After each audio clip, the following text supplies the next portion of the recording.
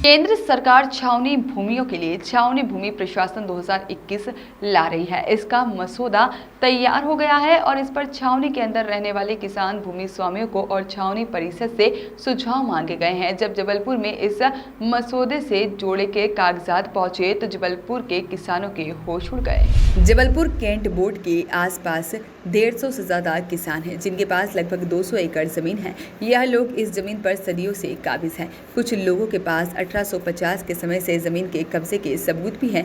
वह सारे लोगों के पास 1819 के आसपास की रजिस्ट्री है। किसानों का दावा है कि सदियों से इसी जमीन पर रहते आए हैं। कैंट बोर्ड में कभी इन्हें जमीन का मालिकाना हक नहीं दिया। इन्हें या तो कब्जाधारी कहा गया या फिर पटेल हरी अंग्रेजों के जमाने में 1924 में छावनी भूमि प्रशासन नियम बनाया गया था।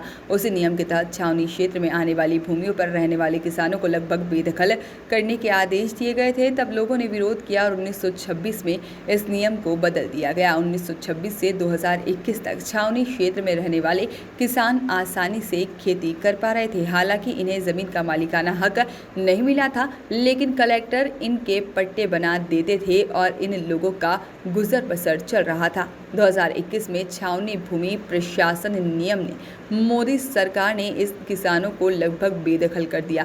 जो नए नियम बनाए जा रहे हैं उसमें छावनी क्षेत्र में रहने वाले किसानों को मात्र 4 साल का पट्टा मिलेगा और वह भी कैंट बोर्ड देगा। इसकी कोई अपील नहीं की जा सकती है कि कैंट बोर्ड पट्टा निरस्त कर देता है तो वह जमीन किसानों के बजाय कैंट की हो जाएगी और पट्टा केवल 4 सालों के लिए ही दिया जाएगा और इसमें कलेक्टर और स्थानीय निकाय दखल नहीं कर पाएंगे। किसानों का कहना है कि यदि यह नियम आगे आ गए तो कैंट बोर्ड किसी के पट्टे रिन्यू नहीं करेगा और अब चाहेंगे कि किसानों को बेदखल कर दिया जाएगा, जिसके साथ ही अपनी ही ज़मीन पर किसान न तो ट्यूबवेल करवा सकेंगे और ना ही निर्माण कार्य कर सकेंगे और ना ही ज़मीनों को खरीदा जा सकेगा और ना ही बेचा जा सकेगा। किसानों का कहना है कि सरकार नियम में जो परिवर्तन कर रही है वह काले कानून जैसा है।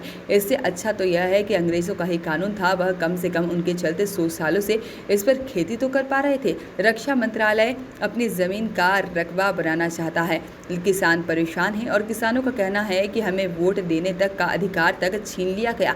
यदि उनकी बात नहीं मानी गई तो वे कोर्ट का दरवाजा भी खटखटा सकते हैं।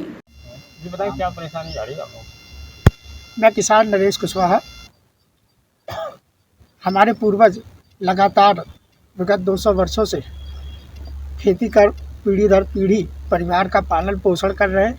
हमारे परिवार की जीविका का एकमात्र साधन यह कृषि कार्य ही है।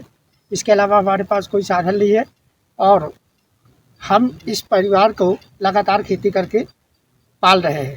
लेकिन जो नया कानून संशोधन 2021 आ रहा है, इस पे हम किसानों के पूरे तरह से अधिकार खत्म किए जा रहे हैं, जिसका हम सभी किसान इसका विरोध कर रहे हैं। हम लोगों ने अपनी आपत्ति दर्ज कराई है और हम चाह रहे हैं कि सरकार हमारा ये बात को सुनते हुए इस कानून को रद्द करे और जो पीढ़ी दर पीढ़ी हम लोग खेती करते आ रहे हैं मालिकाना हक की भूमि पर, हमें इसका मालिकाना हक प्रदान किया जाए और भारत सरकार की ओर से, प्रधानमंत्री की ओर से, राष्ट्रपति के हस्ताक्षर के द्वारा जो कानून बनते हैं वो कानून के अधिकार हम कैंट के किसानों को बिल्कुल नहीं मिलते।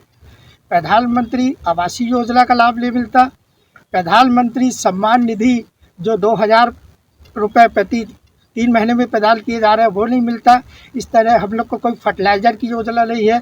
कृषि कार्य हेतु जो भी बीज मिलते हैं और भी साधन मिलते हैं उसका कोई लाभ नहीं दिया जा रहा। लगातार हमारे को कैंट प्रशासन और डीओ प्रशासन द्वारा हम लोगों की बात की को नज़रअंदाज करते हुए लगातार शोषण किया जा रहा है। हम लोग पूर्व में कलेक्टर महोदय को और पूर्व में भी केंद्र सरकार को इस तरह की पत्र लिख के अपनी मांग की है कि हमारे को भी भारतीय संविधान में दिए गए सारे जो मूलभूत अधिकार हैं वो यहाँ पे भी लागू किए जाएं और सारी योजनाओं का लाभ दिया जाए। अगर आपकी मांगें नहीं मानी जाती हैं तो अगला कदम क्या होगा आप लोगों का? अगर सरकार के द्वारा या जो भी वरिष्ठ लोग हमारे जनप्रतिनिधि नेतागण जो भी है हमारी बात को वहाँ तक रखकर और हमारे अधिकारों से वंचित किया जाएगा तो हम सभी किसान इकट्ठा होकर अपनी मांग को पूर्ण तरीके से रखेंगे और अंतिम क्षण तक इस लड़ाई को हम सब परिवार, सारे सैकड़ों किसान परिवार इकट्ठा होकर लड़ेंगे, अपनी बात को वहाँ तक पहुँचाएंगे और इस नए कानून को रद्द करने की मांग करेंगे और हमें भूस्वामी का अधिकार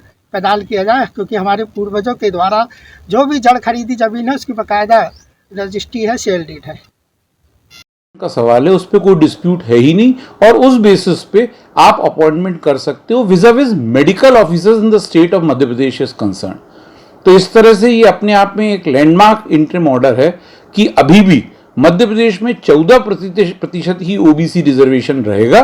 क्यों? क्योंकि मराठा रिजर्वेशन का मामला जो 5 मई 2021 को डिसाइड किया है ऑनरेबल सुप्रीम कोर्ट ने, उसमें भी ये रिटरेट हो गया है बार बार कि इंदिरा साहनी का जो जजमेंट था 1992 का सुप्रीम कोर्ट का, वही जजमेंट को फॉलो करते हुए मराठा रिजर्वेशन में भी यही बात बोली गई है सुप्रीम कोर्ट के द्वारा कि पॉपुलेशन रेशो के बेसिस पे आप रिजर्वेशन नहीं बढ़ा सकते।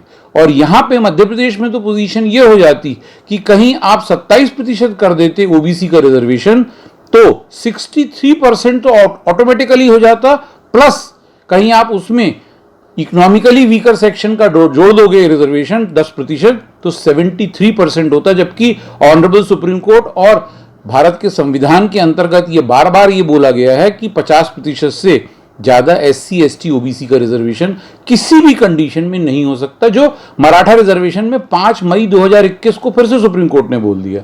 तो ये सब देखते हुए अब अगली सुनवाई जो है वो 10 अगस्त के लिए हाईकोर्ट ने निर्धारित की। वॉइस ऑफ राइट्स के लिए जलपुर से आशीष वात्रे की रिपोर्ट।